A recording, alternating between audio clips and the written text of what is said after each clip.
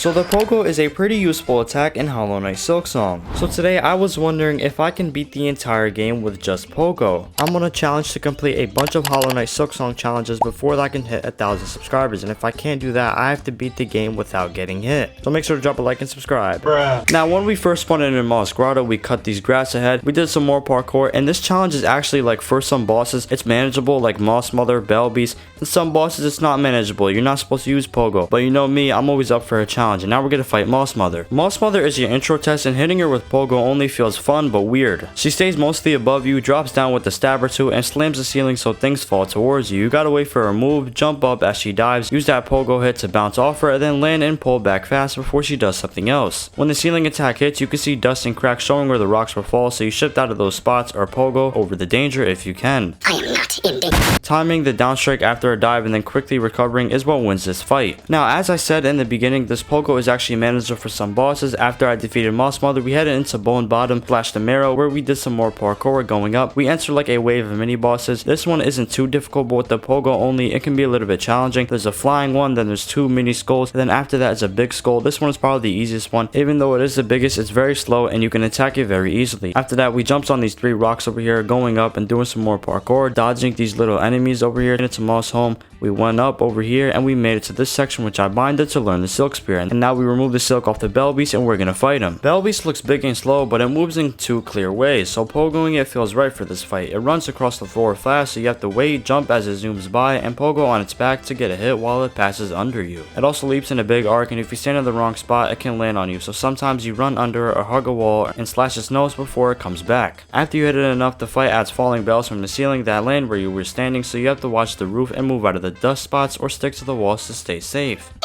But obviously after the fight we enter like the deep docks area where we did some more parkour across these like green grass. This is kind of the Farfields, but we're still in the same deep docks area. We did some more parkour going up, dodging these little flies. We enter like another wave of mini bosses. This one is a little bit more difficult than the one before, but it's not too difficult. Obviously with Pogo only I can only down strike, so I am at a little bit of a disadvantage, but in case you forgot, I'm Swift the official. We made it to this section over here, which I binded and learned the Swift step. This makes everything 10 times faster in Hollow Knight Silksong. We went over here to once again crack Lace for like the 15th time. Lace moves fast and keeps you guessing the whole time, and using Pogo only makes the fight feel special. She dashes around the ground, swings her needle out in big arcs, and sometimes leaps into the air before slashing down. You watch her body tilt or her needle point and you know, okay, I'm gonna jump Pogo off her back, hit her, and get away. When she blocks, she raises her needle in front of her, and any hit from the front gets punished hard. So you wait, let her finish the block, and then strike while she's open. And my ego for this fight is so high, I let her hit me about 4 times, so I was only down about 1 mask, and I told myself, you know what, I'm gonna be here like this. And guess what? Guess what I did? I be here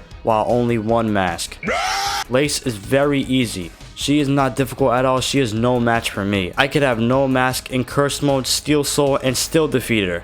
Okay, maybe not. But anyways, we then entered like Farfield. This is like the big green grass area. We walked across 4th course over here. And to be honest, this is like the only boss fight that is gonna be a struggle with the Pogo only, since he's very high up. And originally what you have to do is just jump very high, then up strike, but we're only down striking. So you're probably asking, what do I do to defeat this boss? Every time they're about to strike, I just have to Pogo him. Like when he slams his hand down or swipes his hand, that's when I strike. And this is extremely difficult because I've fallen into the lava so many times trying to hit his head. Every time he slams down, I strike, I fall in the lava. Every time he swipes, I fall in the lava. It's so difficult. I'm gonna be completely honest, I'm pretty sure I spent like an hour here trying to just strike him down because it is so difficult. I've fallen into the lava so many times and I have to dodge all the fireballs, try to hit him at the same time, and dodges all his slams. His slams are usually easy, but with the fireballs it gets a little bit difficult. But guess what? I still pulled it off. I just kept hitting him over and over and over again. You tripping, bro? You tripping?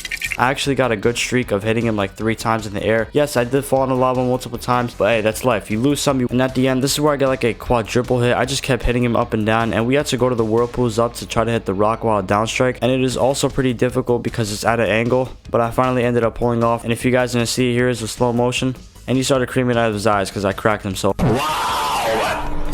And after that, this is where I went back to like the Wormways / Bone Bottom area where we had to go all the way up. we had to go across this thing and this boss lady could stop me. We entered Wormways where we had to dodge all these enemies, go up this parkour, and we actually entered Shellwood from here. Yes, if you guys didn't know, this is another pathway to enter Shellwood, so you can skip the entire Greymore area, but we are going to go back there. We also did some more parkour. This area is just all about parkour. I know the entire game is about parkour, but this is where I dragged the enemy over here close to me, and as I kept doing it, he kept getting closer and closer and closer, so we can jump on top of him, so I can skip the entire Sister Splinter boss fight and make it to this section which I bonded and learned the wall climb. Now we're able to wall climb, so what I did is just go down over here and we enter like the Bellheart tunnel, and this time where I actually ended up going to Bellheart, we're gonna fight Widow, the hardest boss in the entire game. Widow in Hollow Knight Silksong is a fast tricky fight, and doing it with Pogo only makes it something else entirely. She spends a lot of the fight moving around the room, teleporting or dashing, and she uses bells that drop or come from silk threads that cover the ground that you hit from. When you see the chords of the bells rising, you gotta move out the way, wait until her doors open, jump up and Pogo down on her head, because if you land sloppy, she'll punish you. Sometimes she dashes diagonally downward or skittles across the room, so you have to time your jump, your Pogo, and landing all together. She also summons bells that fall from the ceiling or rise up through wires in the floor. Those are the moments where you can't just rush in, you wait, you Pogo when it's safe, and you reposition for the next move. The rhythm is to dodge the bells, watch out for her dash, jump up, Pogo, bounce off, and recover before she starts the next wave. As the fight goes on, she gets more aggressive with how many bells and dashes she throws at you, so the timing becomes way harder. But if you stay sharp, ride the pattern of the bell drops and dashes and Pogo in those exact moments, you'll get through Widow. Obviously I did that, and in the end we stuck our needle inside her multiple times. We enter like another silk web thing. This happens every single time you defeat a boss. We rested at this bench over here, and then we finally entered Greymore. I have one objective in this area, and that is to going along this pathway to enter like the chapel of the Reaper, finally earning the Reaper crest. This is my favorite crest ever. Then we also enter like the mist area. This area, you guys know what we have to do in here. We have to find like 3 singing birds. We have to sing them a song, so I obviously did that, and they led us to the exhaust organ where we have to fight Phantom. The Phantom fight is wild when you're doing a Pogo only, and here's how it plays out. Phantom starts by throwing a long pin at you, then dashes after across the arena, so what you do is wait, let the spear fly, and then jump and Pogo off the Phantom while it's moving or lands. He also has a leap where he throws a spear from the air and then lands on it, so you gotta keep your eyes up and be ready to jump. When Phantom blocks with the spear, if you hit at the wrong time, you get punished hard, so you wait, get the block to drop, and then Pogo in. In the second phase, he goes invisible and smoke, teleports with big slam attacks, and you gotta dodge them, then jump back in when Pogo while he's stunned.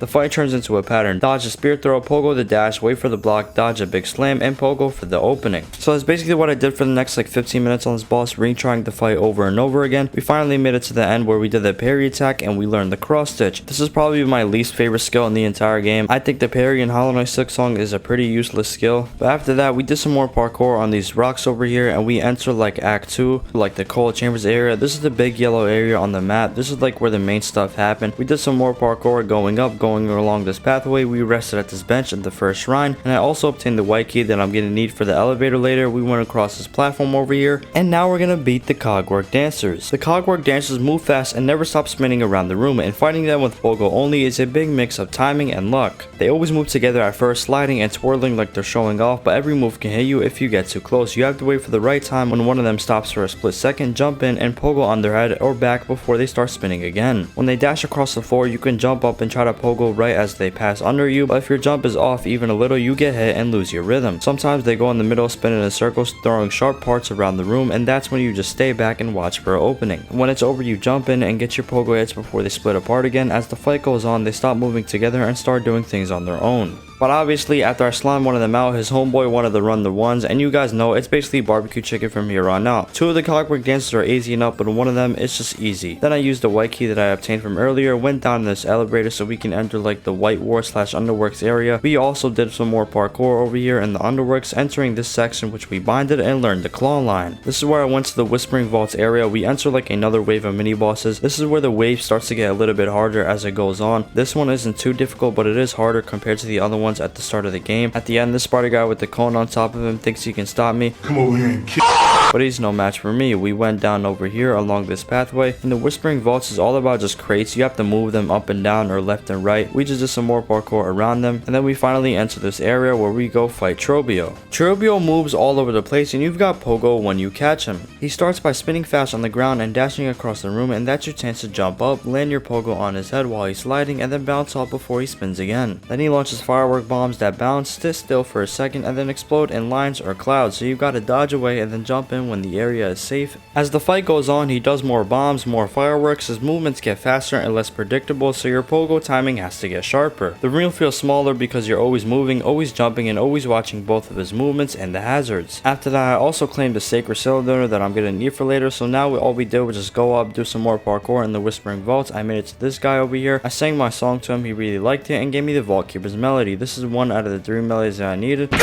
Then we headed to High Halls area. This area is all about claw line specifically. All you really have to do in this area is claw line repeat, until we finally made it to the most annoying wave of mini bosses ever. Now I've done this so many times that I think I know how to finally beat this without dying a single time. The strategy is just sticking to the wall, and with pogo jumping it's even harder, but I still feel like I got it. And then 2 bosses at the end come at you like crazy. All you have to do is just stick to the wall with the cling grip, bounce on them, hit them, and just back off. Repeat once again until they're both gone. You go in this room, sing your song, and learn the second melody. Then we went into Cogwork core, did this music puzzle thing, and once you do all 4 of them, this thing pops up where you sing your song once more and learn the final melody, which is the Architects. Then you go back to these 3 guys in the Cogwork core, sing your song, they open up the elevator which you go up, and then now we're about to take down Lace. Lace shows up in the cradle again, and this round moves faster and hits harder. She keeps her dash across the floor, her forward thrust, and that diagonal jump slash, but now she mixes them in tighter bursts and you barely get a break. She'll pull back her needle, charge forward in a long dash, then leap into the air and slash down while landing. Those are your windows to jump into the air and pogo off the back or head. When she guards with that needle up, you can't just throw a hit in, because if you do, she'll flip into a fury of quick strikes and you catch them. The arena has less safe ground than you feel, because she'll teleport or make glowing circles appear when she'll land a heavy attack. And then finally we started creaming, and then we went into the silk web thing. This is like the last time we have to go through this. We also started creaming again once more, and we enter like the cradle where we do some more parkour wall jumps. We go across this bridge, and then we challenge the final boss fight, Grandmother Silk. Are you serious right now, bro? Grandmother Silk is tricky because she keeps you moving the whole fight, and you have to watch everything at once. She floats in the air with 6 spinning blades around her that swing down or slide across the floor, and if you touch them you get hit, so you have to jump and move just right. She also makes silk lines that stretch across the arena and block spots where you could land, and you have to wait for them to disappear before you go in for a pogo hit. Sometimes rocks fall down from the ceiling without much warning, and the floor blades pop up too, so you can't just stand in one place for long. Every moment you're dodging, jumping, and trying to pogo at the right time, and she mixes all her attacks together as the fight goes on, so you have to keep track of the spinning blades, silk lines, falling rocks, and floor traps all at once. You jump, pogo, land, move out the way, wait for the next opening, and then pogo once again. The arena feels smaller than it already is because you have to move constantly and plan each jump and pogo carefully. If you get impatient or rush in, you get hit, so staying calm and timing each move is everything. And then finally,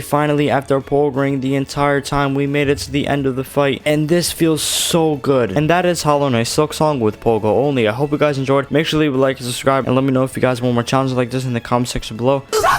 And I'll see you guys in the next one. Peace.